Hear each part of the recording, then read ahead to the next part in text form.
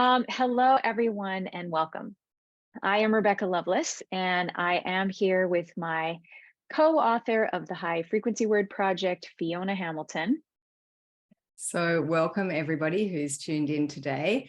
This session is specifically aimed for literacy leaders, those of you who are involved in implementing curriculum and selecting materials for either a grade level or for your school or even a school district. So that's what we'll be focusing on.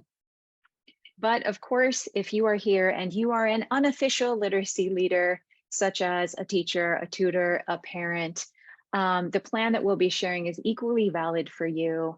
And the steps we'll suggest here today, you can implement just the same way to work with this project effectively with your students.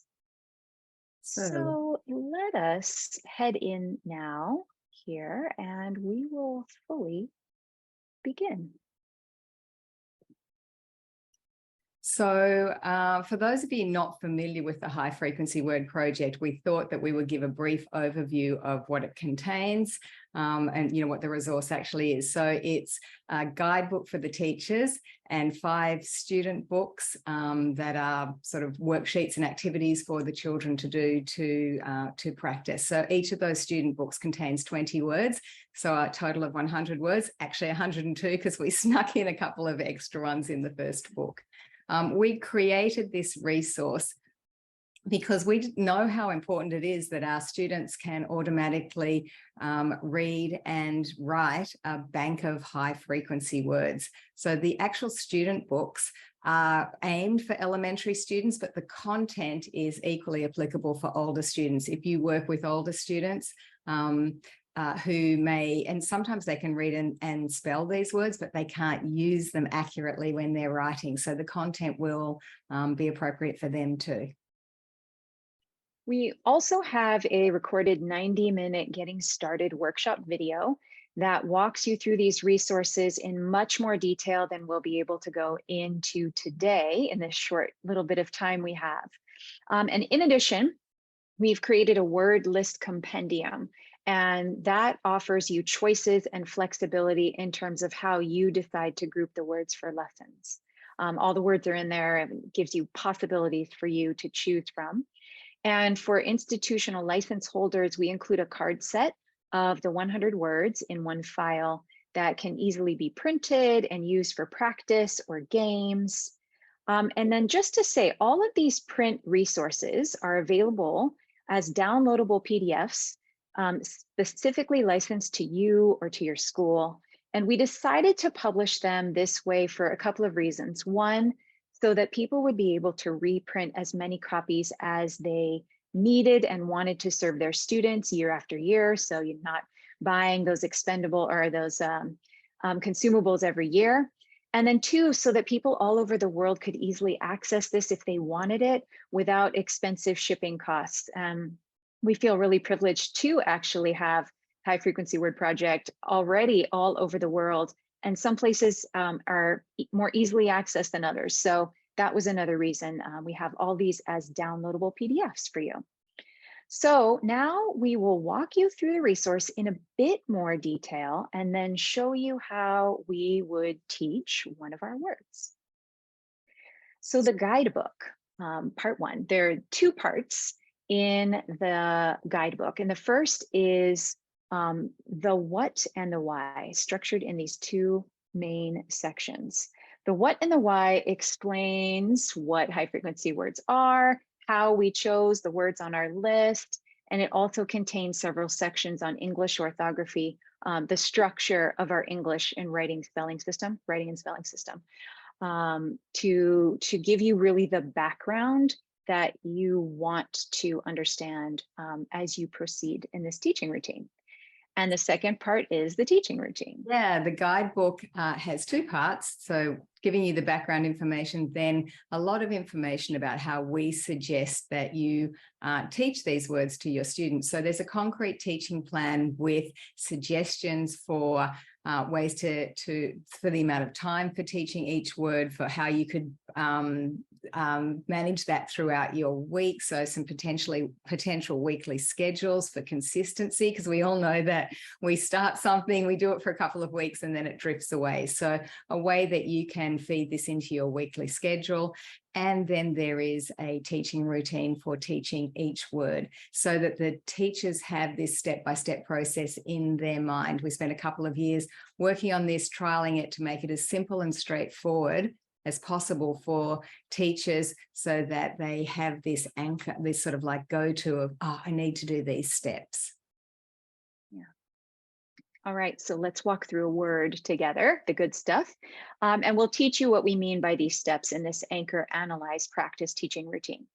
So these are pages from the study booklets that both students can use and teachers will also be using for their introduction and their mini lesson. We imagine, though, that the lesson wouldn't just begin with the worksheets, that students would begin, with a conversation together with the teacher, probably sitting at the carpet. The teacher has a whiteboard for writing with, to really engage the content and the meaning of this first lesson. Of course, we know it's helpful, when we're engaging with these lessons, we can start with review. But for today, we're just going to proceed here with this first word to teach you briefly about the word was, the way we would teach it through the High Frequency Word Project. And again, these steps are really elaborated upon in the Getting Started video. So we've taken a commonly misspelled word, was. To orthographically map a word, we know that there needs to be a link between the phonemes, the speech sounds, the graphemes, the letters, and the meaning of the word. You need to have this three-way intersection.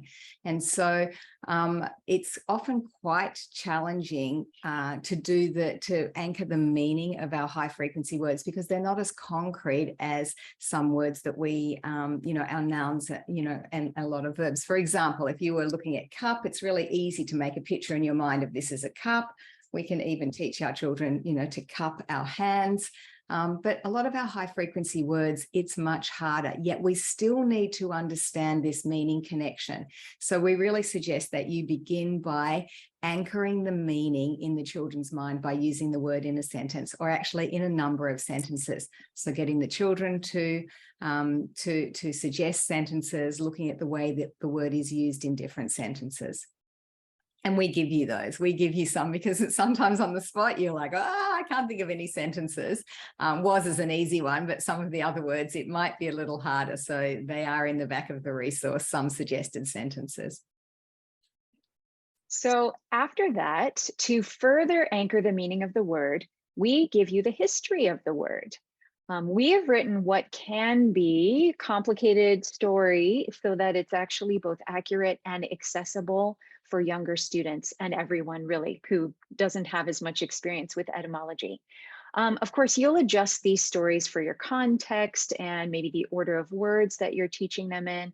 We did create these stories to build upon each other in the order that they appear, but you can easily adapt that. And this is what we believe to really be the heart of what makes this resource different. Learning that words have evolved through time from other languages is really foundational to understanding why our English orthography is the way it is and how it's evolved to be spelled, the way it is.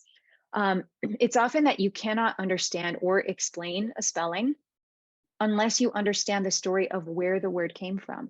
So we've written 100 stories, or the tales, to tell the tale, to help students and teachers learn more about this essential role of etymology in spelling. And then, to build off the tale, we include an activity called the meaning game, where you guide children to make meaning-based connections via etymology with the other words that were talked about in the story or that have been previously studied. So some of these words are more closely related. Some are a little more distantly related. And doing this, strengthens students' vocabulary and understanding of how words work in sentences, function grammatically. So we're building oral language, written language, words to read, all of that. There are many connections really to discuss with these words as you study them along. And then we also include foils or words that are not related, because it's really nice to see what something is by what it's not. So sometimes quite obvious, a wasp is not related to the word was at all. Um, so there, it's a bit fun. And then one more little step, those words that are like brothers and sisters, so very closely related there. So after we've really worked to anchor the meaning, then we need to look at the letters, and we need to look at the structure of the words. So we really want children to see words in terms of their meaning-based blocks, their morphemes, as well as the letter sound correspondences. So every word has to have a base, and we want to identify that. Most of our high frequency words are just a base. They don't have a prefix, they don't have a suffix, but we want to point that out to the children. So we have them box the base to say it's just a base.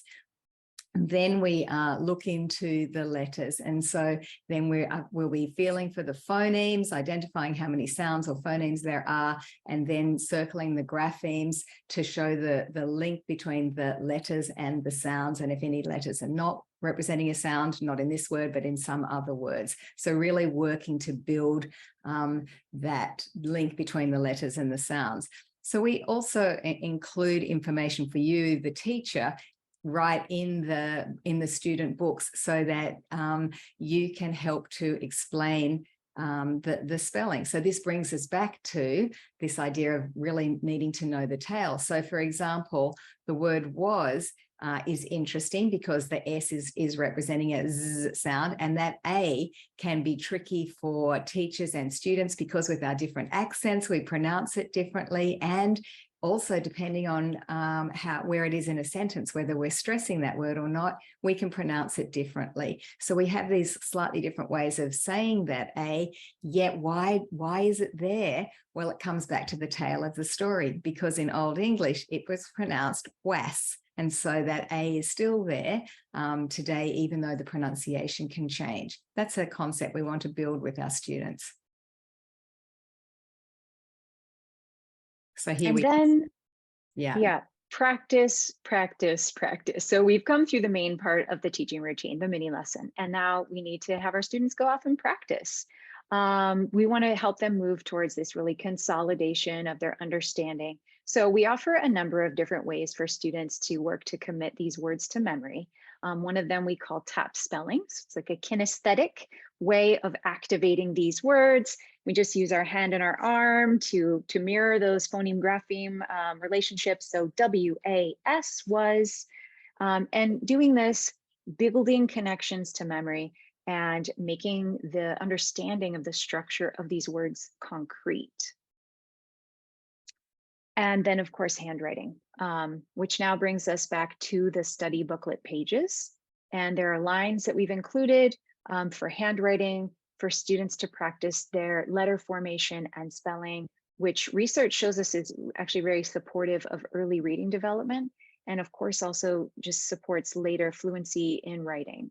So want to make sure we get the words into the pen or the pencil.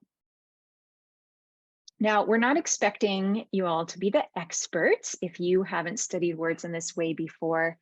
But what we are happy about is that the upskilling of teachers' knowledge is embedded, like Fiona said, within these lessons. So telling the tale of each word, and that section looking into the letters that tells you about the phonics, the orthographic phonology of those letter sound phoneme grapheme correspondences is all there to help bit by bit, week by week, give some of this information to the teachers who are working with this resource. And an answer key, like we mentioned. So this is a little bit where you can see the sentences, the way the meaning game relationships work, and the phoneme grapheme connections there. So what this means, what this offers is ongoing weekly professional development for teachers every time they encounter a new word.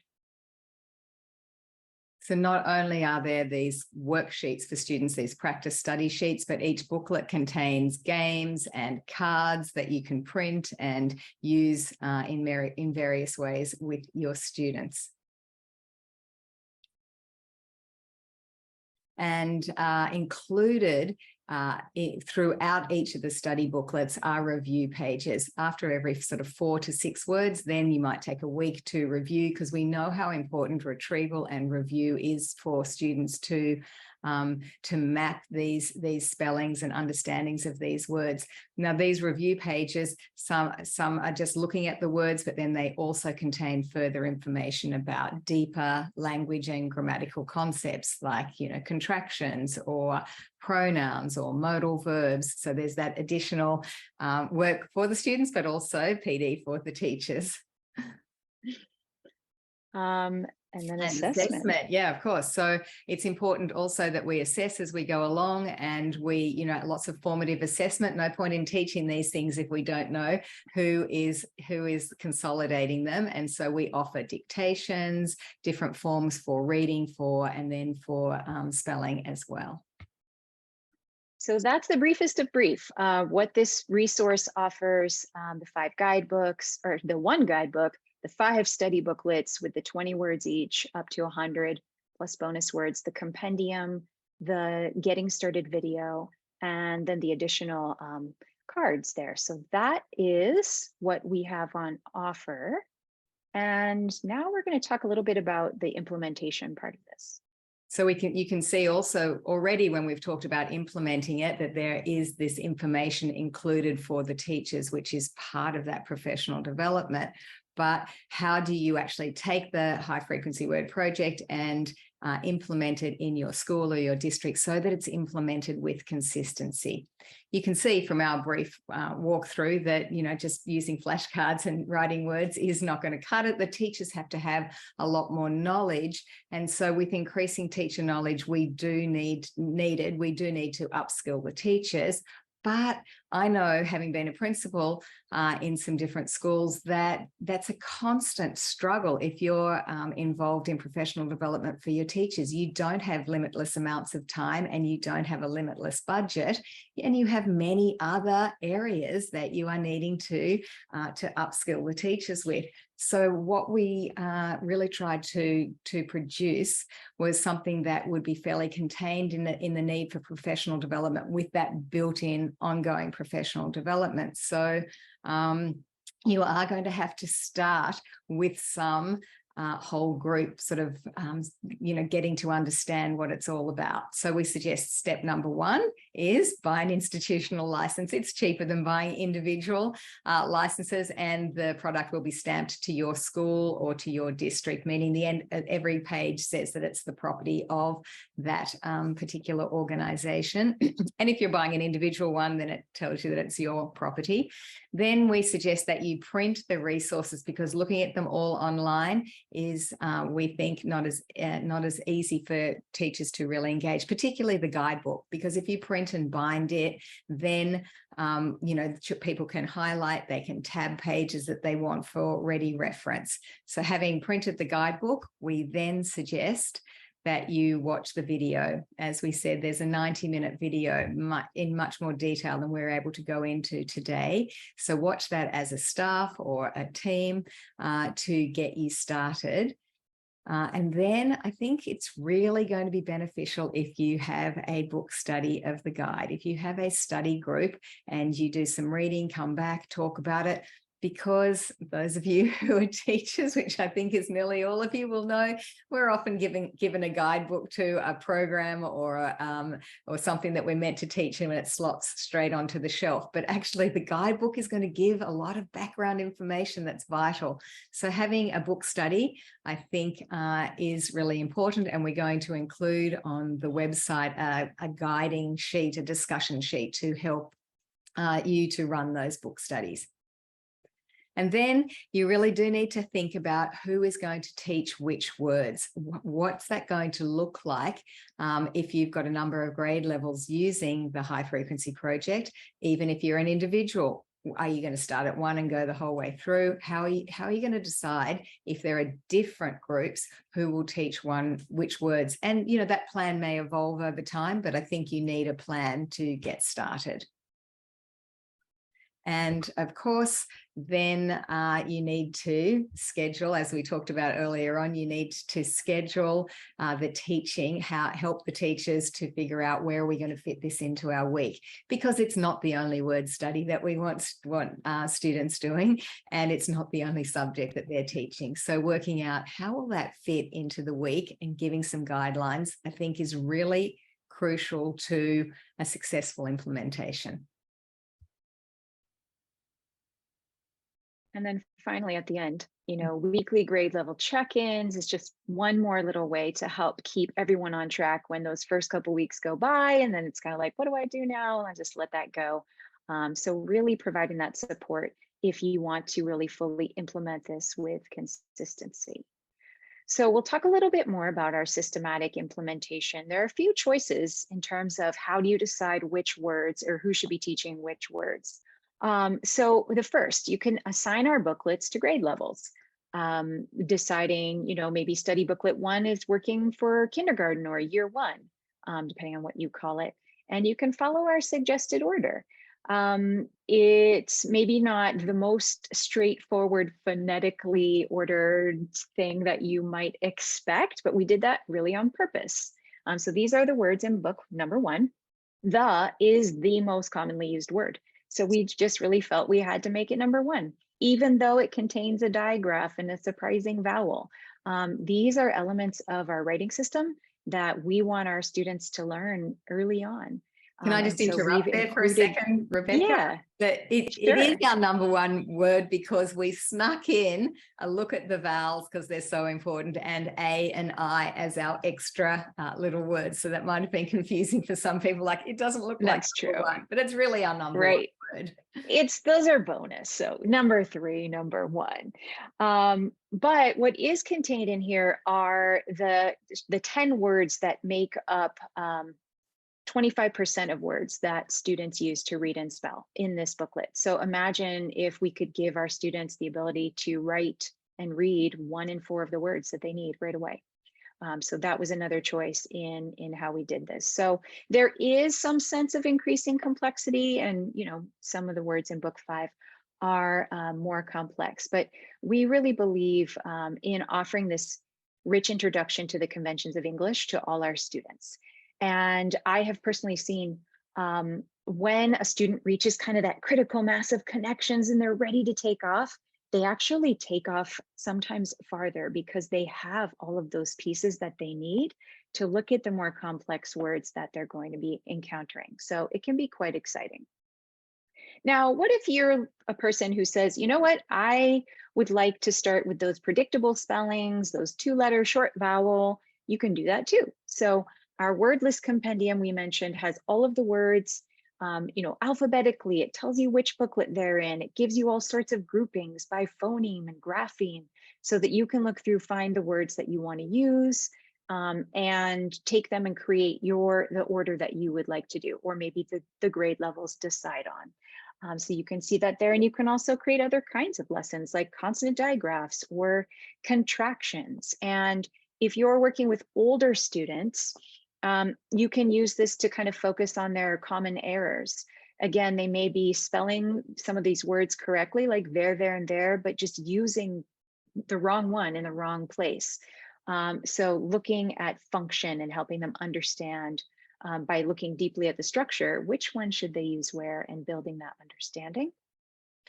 And then finally, if you at your school, you already have a list of words that you're using, maybe it comes from a program or something that has already been developed, just check out where our words are, and you can, again, with the compendium, make them fit into what you feel is really serving your students. So we offer an order, but we also offer flexibility because we know everyone needs to do things in the way that makes the most sense for them.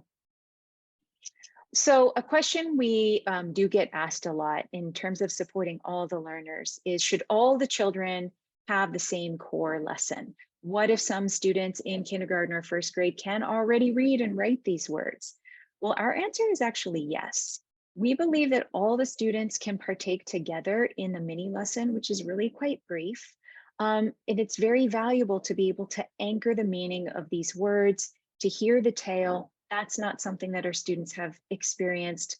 99.9% sure that I could say that. So the mini lesson is quick and they're getting this usage and modeling oral language. And then the difference is in the practice and how much practice will be required for different students. So if a child can spell and read the word look, for example, they could be challenged to find the different ways we use the word in sentences or in phrases or things. And they could write some sentences to share with the class. So there are lots of different ways you could offer extensions for students that may have some level of proficiency. There are other things that they can work on too.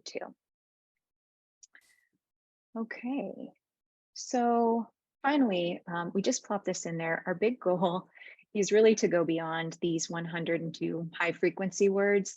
And we hope that what this offers, especially with the guidebook, is a starting place.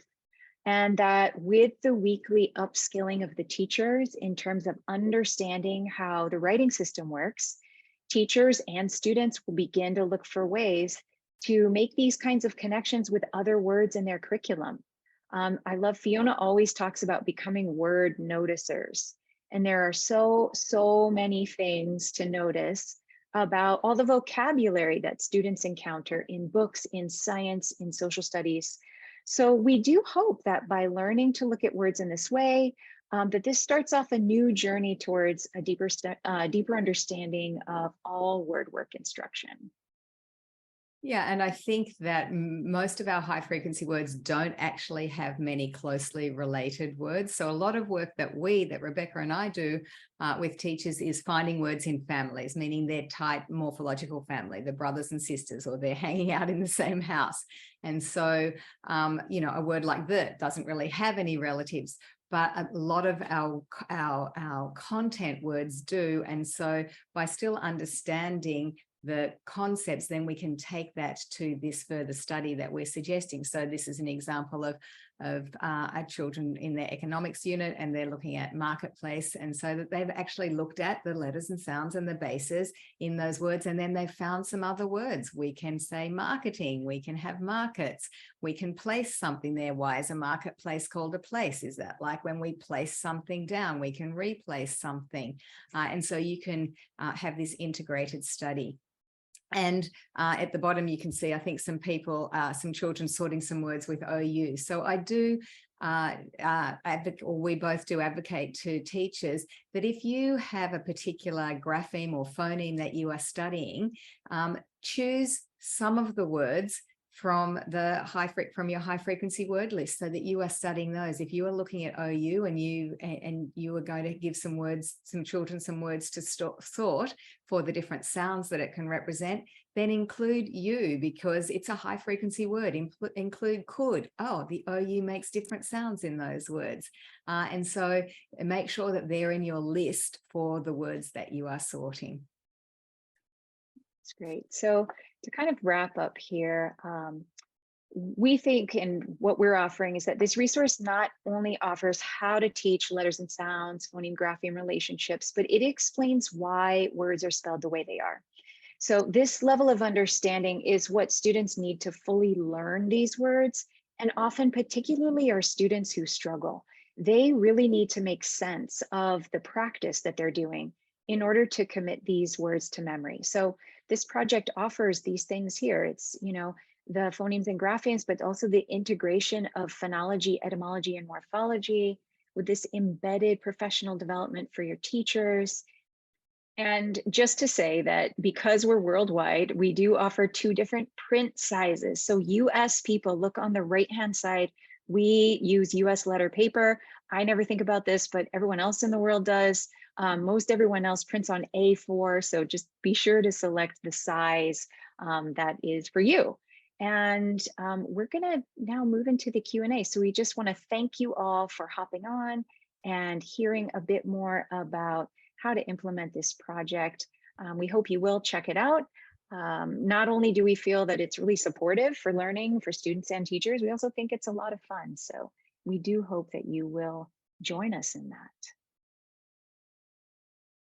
So if you And we're have gonna, some questions, type them into the Q&A now. We realize some of you need to hop off and get on with your day or your evening. But if you have a particular question that we didn't cover, please pop it into the Q&A and we will try and answer your questions. all right, so I'm flipping through here to The book itself see. does not include the video. The video you can purchase separately. So if you go to the shop on our website, the highfrequencywordproject.com, then you can see what's available to purchase, and the video is a separate purchase, but one that we highly recommend if you're brand new to this. We have a question about what is the target audience when you design this pack? The stories are read to the children or the children read? Great question. The target audience for the design of those study pages is for elementary school children, but we also intend it to be collaborative. So we imagine that the adult is doing the reading.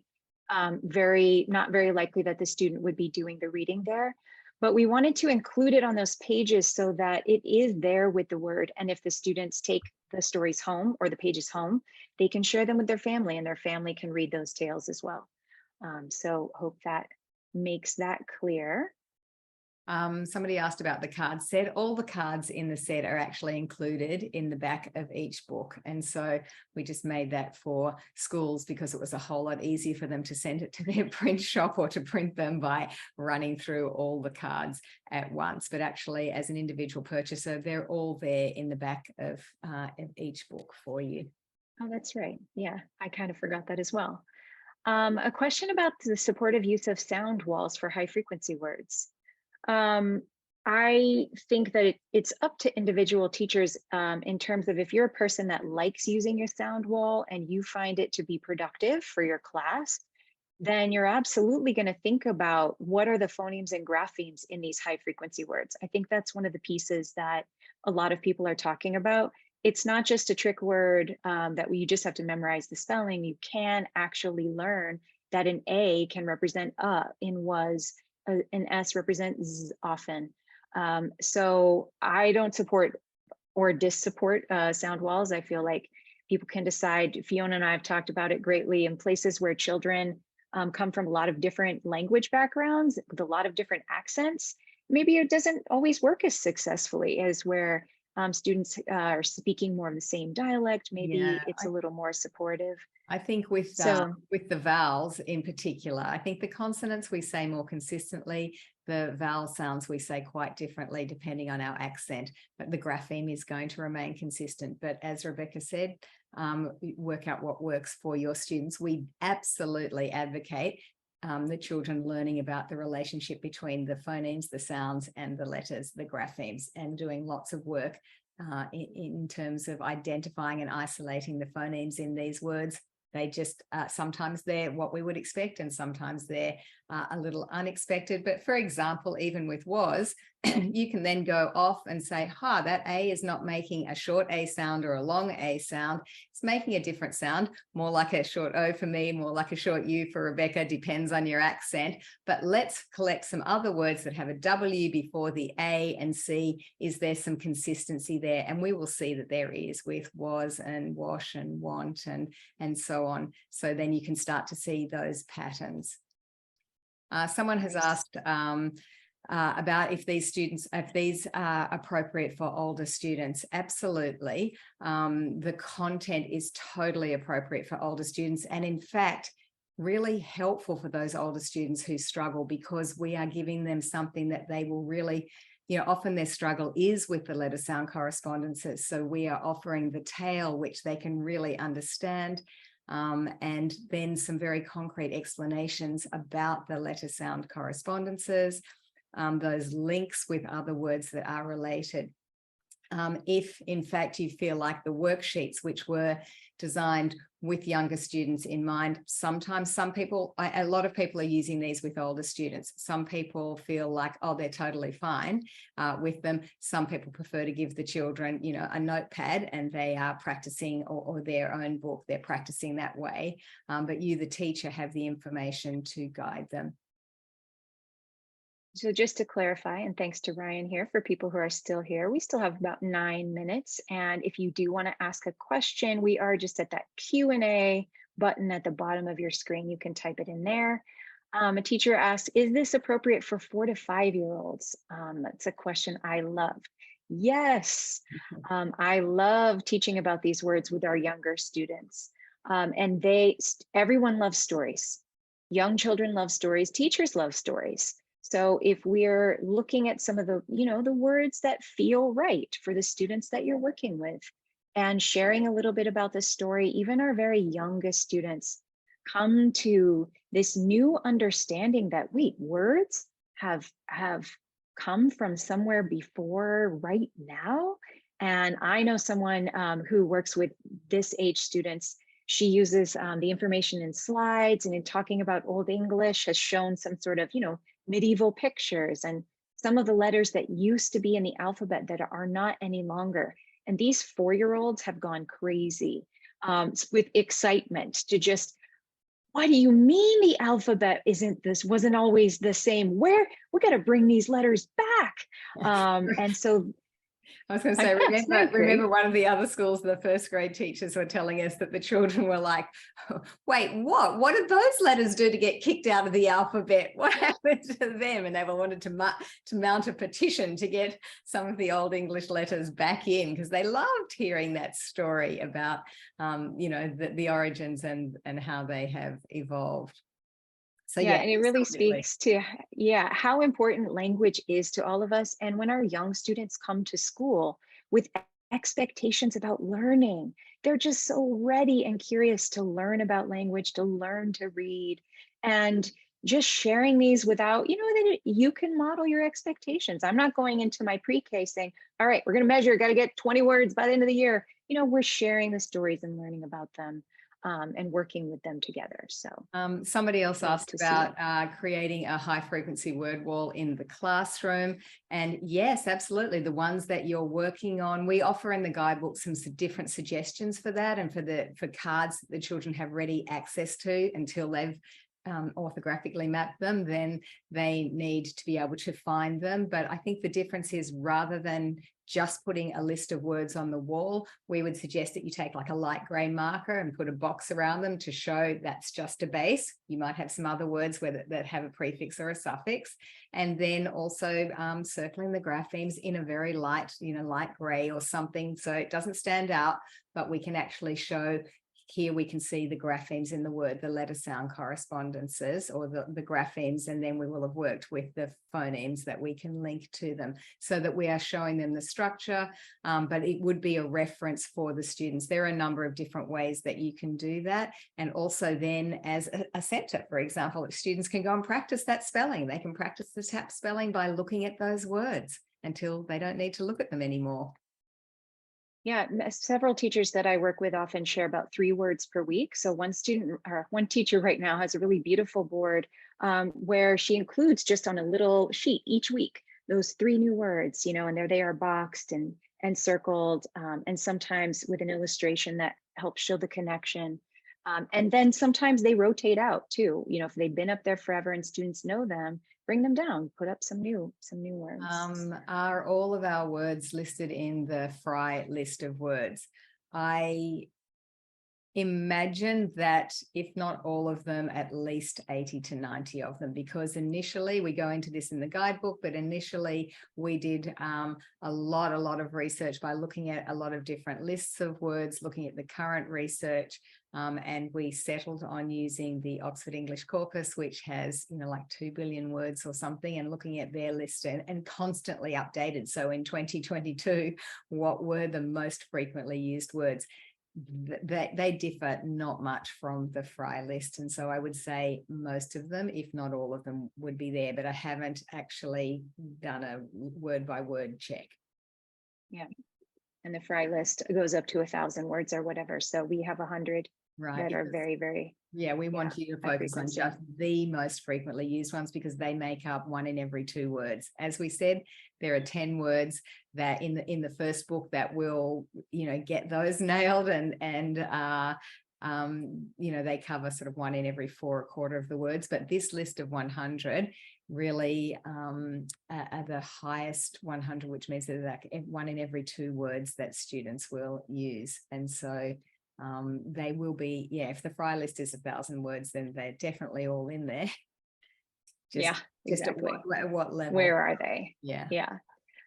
Here's a great question. Working with high school age students who are learning English as an additional language, is it appropriate for these students? Yes, definitely. I can't imagine a better way to really come at such a complex language as English than with the different avenues of support that we provide for understanding. So again, like I said with the tale, maybe you're not going to read it verbatim in the way that we wrote it for elementary students, but you take the context and then you share that information in a way that makes sense for your students, but the information is there. I have some adult friends like, can you just tell me another story about another word? Because most people haven't learned this way. So And also, absolutely. yeah, if I can tag on to that, Yeah. using the words in sentences. So our teachers who've worked with younger students, who even the ones who are not English as a second language, will say how much they've never really given attention to these little words in the sentence. We usually just focus on the content words, and a lot of these little words we just assume that students know how to use. But actually, when we start saying, can you put that word consciously into a sentence, they might, so if they're native English speakers, be able to use it subconsciously or unconsciously, but to consciously take that and try and figure out how to use that word and what's it actually doing, even if we don't know all the grammatical terms, to be able to talk about what seems to be happening has been really helpful for the students to then support them in their reading and in their writing. So for the students who have English as a second language, it's that anchoring the meaning by using these words in sentences is really beneficial, really beneficial. Yeah, thank you for that. Just want to be clear because asking about the difference between the A4 and the US letter version. It's 2 different sizes of paper. Who knew? People not in the US Don't you love that? Everybody use. else who's here who's not from the US, who knew? We all knew. We always Yeah, you all knew us America-centric people. A4 is longer. So if you buy it in the US and try and print it, some of it will be cut off. So just make sure that if you're in the US, choose the US. You'll be all good to go. Will there be any discounts for the video to help with the first booklet? Would love to invest in that. Not for the video. We're offering it for that guidebook and first booklet, 40% off. You get like over 150 pages of information and student sheets. And the workshop video is $20 US. So we hope that it's pretty reasonable as an investment to take that on as well. And it looks like we're nearing the end here. Any more questions before we head off? I've seen so many lovely comments from people all over the world. And I hope we didn't miss a question. If we did and you're still here, please type it in again. Yeah, so I know we've had Australia, we've had Asia, we've had the US, Canada, Bermuda. And thank you all for staying on the line.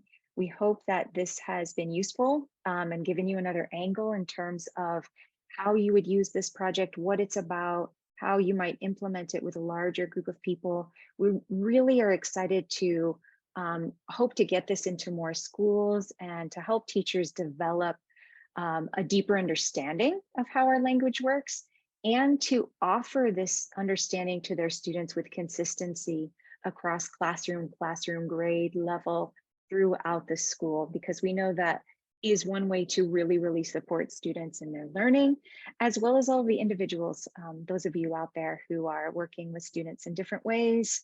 Thank you as well for coming. Just hello to Heather and Rachel, who just put in a hello to me. Hi, nice that you're here. I love that Lisa said that the meaning game has been a game changer for her children to help them understand the connections between words, like those, how they're connected. Again, helps their vocabulary. Perfect for children who are learning English or who are struggling with English, as well as all children, of course. Yeah. Yeah, we've got Germany, we've got Egypt. Thank you, everyone. Someone in Can, Canada, should you get US paper? I think some parts of Canada do use US letter. If you don't know about A4, probably use just, US I letter. think go and check in your print room the packets of paper and see what it says on there in terms of Yeah. size, because that will tell you which size you use in your area of the world. So thanks again, everyone. Have a great rest of your day wherever you are. And if you ever do have any questions, reach out to us through our website, or our email is on there. And we would love to chat with you further.